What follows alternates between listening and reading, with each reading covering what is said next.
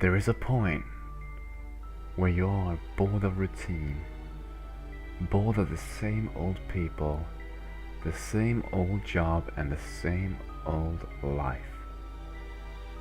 And I hit that point about a year ago. And I wasn't sure what to do. The only thing that came up to my mind was to start again. My wife was the biggest roadblock to a new me, with a pale face and a light brown hair, long and flowing, kind of like my mother's. Shame. Our anniversary was coming up next week. I'd already bought her a card. Oh well, we all make sacrifices. We were cutting up some fruit to eat for dinner. I can still remember the clitter-clatter of the knife hitting the cutting board and the aroma of freshly sliced oranges scattered about the room. She tried to make conversation. I just didn't respond. She knew something was different. She knew me too well.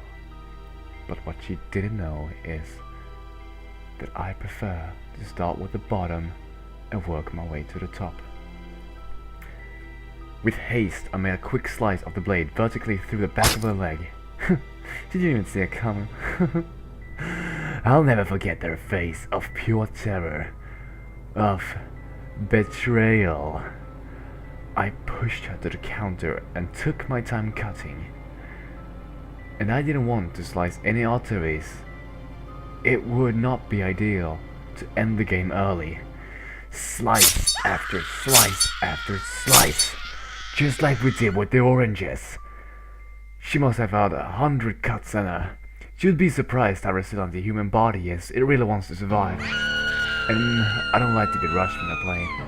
But you know women, they go on and on with their screaming and such. But they can't speak with no vocal cords. And you know what's good at removing vocal cords? Yeah, a sword. But you know what? I like the screaming. Okay, so maybe I was playing a bit too roughly here. I pressed the sword against her head. And I pressed very slowly for at least 3 minutes. Blood squirted everywhere, dyeing the room red. But I kept pressing, and I pressed and pressed until I hit bone. I flipped the sword upside down and smashed head with the handle until the bone cracked. That cracking sound might be the most satisfying sound I ever heard. It was similar to snapping a thick carrot in half. Crack. Eventually, the scream stopped. And all that adrenaline, I must have cut my hand with the knife. It was bleeding a good bit, and it was very painful. But I didn't even notice it until now. Normally, I would have wrapped it up with a bandage. But I have a new perspective on pain.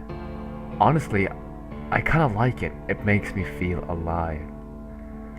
I watch as more and more thick, dark red liquid seeps out of my hand. It feels great. They say that pain is the way of your body to tell you something's wrong. But I feel great, like a new man. Every breath of fresh air is a new one, and every single blink is a missed opportunity. I don't blink much these days. I think we're all a bit fucked up on the inside.